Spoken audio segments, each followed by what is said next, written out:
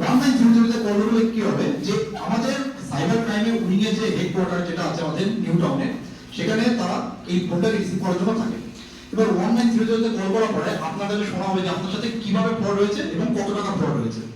বলার পরে তারা আপনাকে একটা হোয়াটসঅ্যাপ নাম্বার শেয়ার করবে।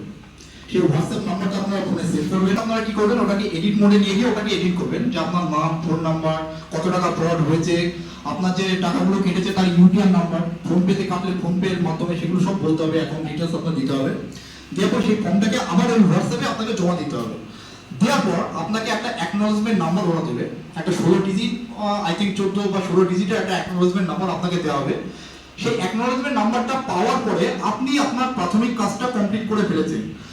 আপনি ব্যাংকের জন্য পোস্ট অফিস, তারপর গ্যাস অফিস থেকে এটা তো ফোন করা খুবই কমন ব্যাপার, এবং সবাই এটা এখনকার দিনে এটাই কমন হয়ে আসছে যে আমি গ্যাস অফিস থেকে ফোন করছি, আপনি এটা বলছি এই ডিটেইলসটা শেয়ার করুন, নাহলে দুদিন পরে কিন্তু আমরা গ্যাস লাইন বন্ধ করে দেবো।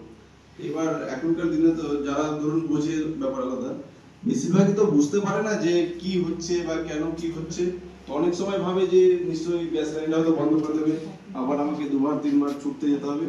তো এই করে সে হয়তো কিছু তার ডিটেইলস দিয়ে দেয়। দিয়ে দেওয়ার পরে হয়তো বলবে যে আমি ফোন পেতে একটা লিংক পাঠাচ্ছি, এখানে এই টাকাটা পেমেন্ট করুন, ফাঁদে পড়েন। তখন কিন্তু পাওয়াটা খুব, মানে এই সব ধরনের ক্রাইমের ক্ষেত্রে ক্রাইমটা